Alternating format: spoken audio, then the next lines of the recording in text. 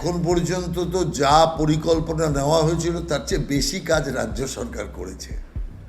100 দিনের যদি মার্কশিট তৈরি হয় তাহলে রাজ্য সরকারকে 100-র মধ্যে 100-র বেশি নাম্বার দিতে হবে। আমি তো মনে করি যে আজ পর্যন্ত পশ্চিমবাংলা সৃষ্টির পর থেকে 100 দিনে এত ব্যাপক কাজ, এত বাংলার উন্নতি, এত বাংলার সমৃদ্ধি কোনো সরকার করতে পারেনি।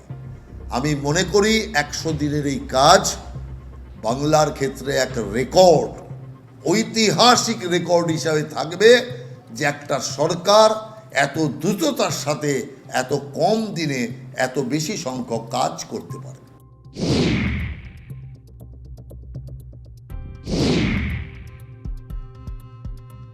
বিজেপি প্রশিক্ষণ নির্ভরী পার্টি, এখানে নিরন্তর প্রশিক্ষণ প্রক্রিয়া চলে। অতএব প্রশিক্ষণ প্রক্রিয়ার সঙ্গে সঙ্গে বিজেপি চলতে থাকে, এটা কোনো নতুন কোনো প্রশিক্ষণ নয়। যিনি এখানে প্রশিক্ষক হিসাবে এসেছিলেন মাননীয় শিবপ্রকাশজি, উনি তো দায়িত্ব পেয়েছেন প্রশিক্ষণের সারা দেশ জুড়ে প্রায় আজ থেকে 4 বছর আগে, এবং সমস্ত দেশের প্রায় সব মণ্ডল 96% মণ্ডল প্রশিক্ষণ হয়ে গিয়েছে সারা দেশে। এখন জেলায় প্রশিক্ষণ হচ্ছে। অতএব এটা একটা ধারাবাহিক প্রক্রিয়া। এর সাথে নির্বাচন, এর সাথে ক্ষমতা দখল ইত্যাদির কোনো সংযোগ নেই। স্বাভাবিকভাবে প্রশিক্ষণে পার্টির যে ইতিহাস, পার্টির চলার পথ কত কঠিন ছিল, আজকে কোথায় তার থেকে এসছে তাকে স্মরণ করা।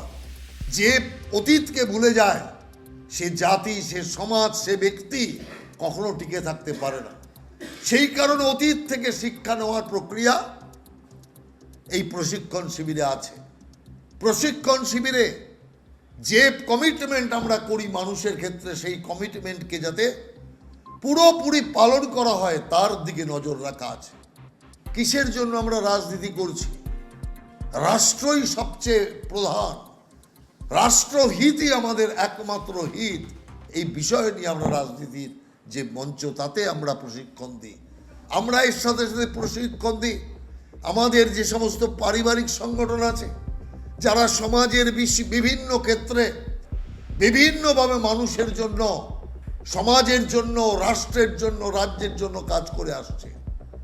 তাদের চেনানো, তাদের কার্যপদ্ধতি জানানো, এই সমস্ত বিষয় নিয়ে মোট 10টি বিষয় নিয়ে এই প্রশিক্ষণ শিবির আগামী দিন জেলাগুলিতে হবে। এবং এই প্রশিক্ষণ শিবির জেলাতে হলে পরে জেলার যে সমস্ত কার্যকর্তারা এই শিবিরে অংশ নেবেন তারা প্রত্যেকেই এই শিবির থেকে লাভবান হবেন। এবং এই শিবিরে যেটা যাদেরকে বাছা হয়েছে, একদম নির্দিষ্ট ব্যক্তি, যে কেউ আসতে পারবে না, নির্দিষ্ট ব্যক্তিকেই শিবিরে আসার আমন্ত্রণ জানানো আছে, তারাই আসবে। আর যারা আসবে তারা কিন্তু 200 টাকা শুল্ক দিয়ে আসবে। অর্থাৎ যদি আপনি দেখেন কোনো জায়গায় পার্টি ক্ষমতায় এসে গেছে, সেখানে শুল্ক টুল্কর কোনো ব্যাপার আছে? কেউ শুল্ক দেয়?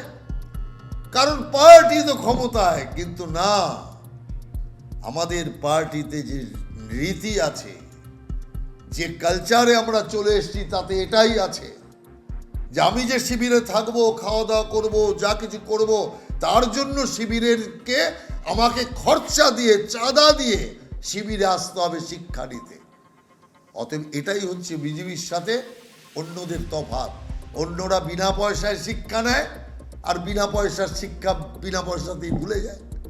কিন্তু আমাদের যারা, তারা অর্থ দিয়ে, যোগদান দিয়ে, মনোযোগ দিয়ে তা পাঠ করে এবং তা বাস্তবের ক্ষেত্রে ফলভূত করবার জন্য তারা চেষ্টা করে। কংগ্রেস এবং ওর সাথীদের কাছে বলার মতো কিচ্ছু ছিল না। কি বলবে? সরকারের শুধু উন্নয়ন আর উন্নয়ন, ভালো ভালো কথা, ভালো ভালো কাজ। তে সরকারের বিরুদ্ধে বলবেটা কি? সেই কারণে সরকারের বিরুদ্ধে যখন কিছু বলার নেই, পার্লামেন্ট চলতে দেব না।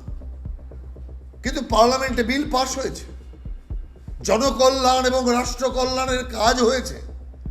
কিন্তু যদি বিরোধীরা চাইতো সেখানে যে তর্ক বাকযুদ্ধ তাতে অংশগ্রহণ করে তাদের বক্তব্যকে মানুষের সামনে তুলে ধরতে পারত, কিন্তু তা না করে বারবার লোকসভা রাজ্যসভাকে বন্ধ করার চেষ্টা করে এরা প্রকারান্তরে দেশের ক্ষতি করেছে, দেশের জনগণের ক্ষতি করেছে, আর সর্বোপরি নিজেদের ক্ষতি করেছে। কারণ বিরোধী দল হিসাবে সরকারের বিরুদ্ধে যা কিছু বলার সুযোগ ছিল সেই সুযোগটাকে পর্যন্ত নিজেরা নিজেদের পায়ে কুড়ুল মেরে হারিয়েছে। তো আমরা এর চেয়ে মূর্খ বিরোধী পক্ষ আর কি বলতে পারি?